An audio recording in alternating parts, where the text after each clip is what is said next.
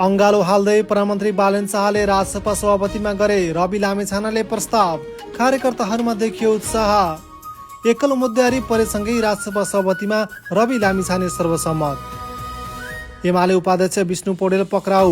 अदालतले दियो 7 दिन थुनमा राख्न अनुमति। आज विशेष अदालतमा बस्यो चर्काचर्की। एमालेको निष्कर्ष, विष्णु पौडेललाई गैरकानुनी गैरन्यायिक र प्रतिशोधपूर्ण ढङ्गले पक्राउ गरियो। सत्ता र शक्तिको चरम दोहन भन्दै सरकारी वकिलको बहस। विष्णु पौडेल जोगाउन रवि लामिछाने र बालेन विरुद्ध वकिलहरूले पोखे आक्रोश। बारदलीदेखि हात हल्लाउँदै बालेन र रवि।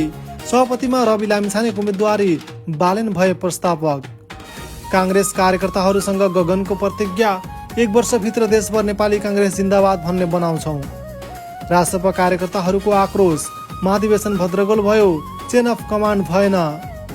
पार्टीको पहिलो महाधिवेशनमा नेत्री क्रान्ति शिखा धितालले दिइन् केन्द्रीय सदस्य पदका लागि आफ्नो उम्मेदवारी। गुट र प्यानल बनाएर सडकमा तमसा नगर्न रवि लामिछानेको निर्देशन।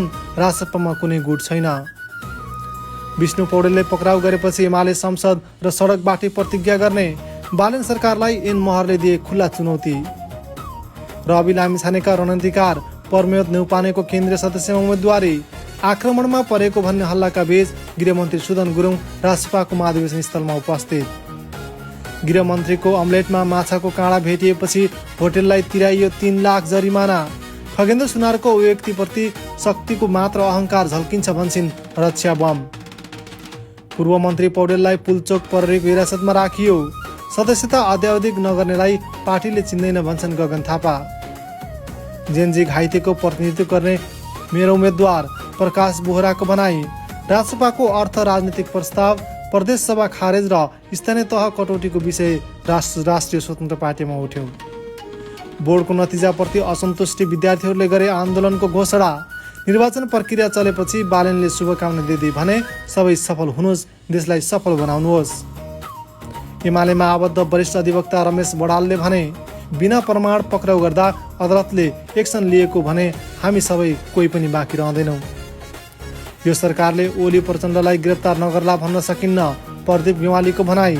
अबदेखि नेपाल प्रहरीले पनि 15 दिनमा तलब पाउने प्रहरी प्रधान कार्यालयले एक सर्कुलर जारी गर्दै अर्थमासिक रूपमा तलब भत्ता भुक्तानी गर्न दियो निर्देशन।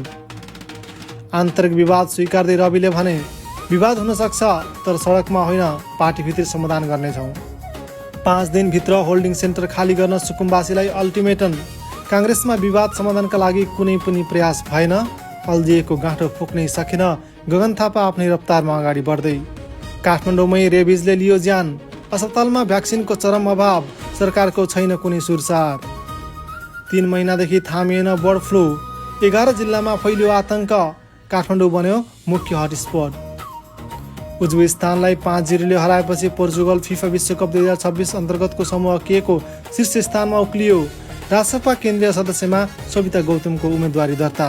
सम्पत्ति शुद्धिकरण सम्बन्धी कसुरमा पक्राउ परेका पूर्व अर्थमन्त्री एवं नेकपा एमालेका उपाध्यक्ष विष्णु पौडेललाई ललितपुरको पुलचोक स्थित प्रहरी प्रभासको हिरासतमा राखिएको छ। सम्पत्ति शुद्धिकरण अनुसन्धान विभागको आग्रहमा उनलाई प्रहरी प्रभाव पुलचोकको हिरासतमा राख्ने निर्णय गरिएको जिल्ला प्रहरी परिसर ललितपुरका एकजना अधिकृतले बताएका छन्। यसअघि पौडेललाई प्रहरी प्रभाव सानेपामा राख्ने गरिएको थियो। परिसर ललितपुरमा एकजना अधिकृत भन्छन्, सुरुमा सानेपा लाने तयारी भएको थियो, फेरि पुलचोकमै राख्ने भनियो।